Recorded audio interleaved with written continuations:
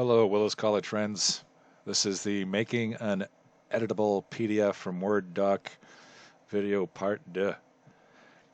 Now, previous video I showed you how to edit a Word doc and save it as a PDF, making sure that it has input fields, how Adobe Reader had to be a big part of this. So this is one of my courses on our site, and since having Adobe Reader is important, I put an item in here on the course, which is download Adobe Reader so that the students can find it. This is the URL to get Adobe Reader. Of course, we got to hope that the students don't double click and suddenly install McAfee and extra stuff. Luckily, by default, these things aren't on, so hopefully it stays that way. But what I did was, and again, if you're building it yourself, you can go here, highlight that, copy that link, go back into your course, add an item or activity. So what I did was I added the thing called URL, and when it was added, I got to paste my Get Adobe Reader, and I added a thing called Get Adobe Reader. Appearance options. Now, I like this to jump up as a pop-up because it separates itself from the Moodle and doesn't overwrite the page that you're on. The other thing is that since it's going to a web page, you wouldn't want to use the default size, so I doubled it up. I made it 1240, right, by 900. 900 is a bit of overkill. So I basically made all those changes. There's other options. It's your choice to change that. Save and return. Okay. Now I've got two of them. I named this one differently. And if somebody clicks on that, bam, it goes to that download. Once everything's in there, your students are going to do this download. I've already got it installed, but it'll still happily download another useless copy for me. Once it's downloaded, if I tell it to run, so here it's going right here, click on that.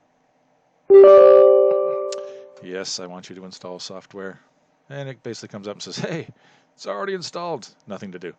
If your students didn't have Adobe Acrobat Reader installed, this would go through the install process, and they would be encouraged to click yes, okay, move ahead, all kind of positive responses so that it can finish its installation. Now, once it's installed, and of course Adobe is going to thank us profusely for doing that, you want some way to deliver the exam, right, the assignment. So there is another activity or resource, and it is called assignment. Strangely enough, click add, and now you can define that one. So we can say quiz, even though it's not. Files. So you can click here and go hunt and peck through the file system to find the file that you want, or you can drag and drop it from the desktop. So I guess I'll go hunting and pecking.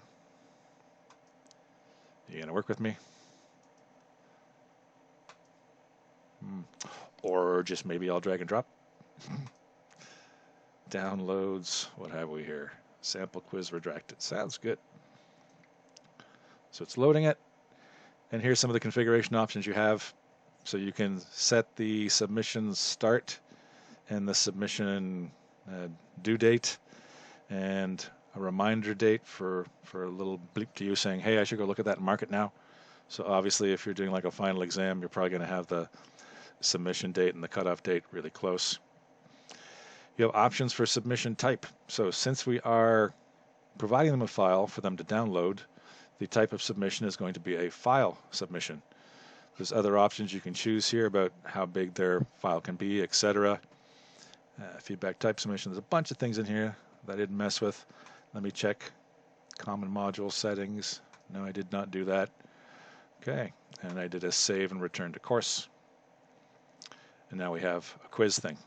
Now, at the moment, since I'm logged in as an instructor with instructor superpowers, if I click on these things, it's not going to behave as it would a student. But luckily, I have multiple personalities. Those of you who know me can vouch for that as a fact. Arn, that student. Yeah, it's my test guy.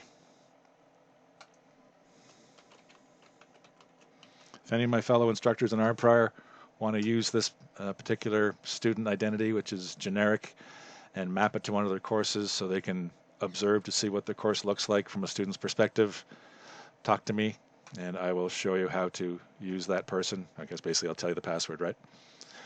And here's the quiz, and here's the test exam. So I'll go do my previous one, test exam.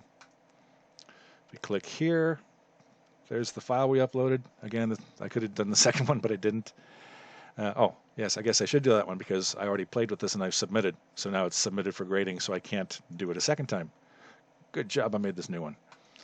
So we can go into quiz, and now the students can click on that. It's going to start downloading. Oh, okay. Normally it would start downloading, but because I'd set my computer up to say automatically open in Adobe Reader, it automatically opened it in Adobe Reader. So there's the thing that I had before. All right, we can do our fill in. Oh, pardon me. Remember I showed you guys the fill in sign. Have to click fill in sign. Have to click fill in sign again. Of course, the students can maximize this up. They can zoom back out, etc. Right, enter. And then when they're done, they need to save. Where are they going to save it? Sure, let's save it in the downloads. What are we going to name it? Let's call it new. Again, you could have your students perhaps add their name to the end of this file name so it's uniquely identified, but Moodle will one-to-one map the file to your students so they can all submit the file with the same name. It's not a big deal.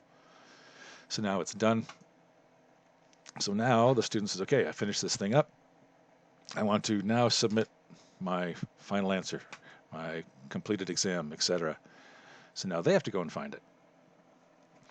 So over here on this folder, which you can't see because I'm sliding to another screen, they would drag their item over, they would drop it to be uploaded. So this is them having completed the exam in PDF form, filling everything in. Once it's done, they do save changes. Bam, it's submitted for grading. At this point, they could change their mind before they completely commit and do it over again. Okay, and okay, this is kind of awkward to do the back arrow, but they could jump back to the course. There is an option inside here from a instructor point of view where you could pick and choose some extra warnings or speed bumps. I didn't do it when I made this quiz, but when I made the test exam, there was an option in there that says students have to click, yes, I'm sure I want to submit a second time before it uploads. All right, that's the end of this demo. Hope this was helpful. Bye-bye.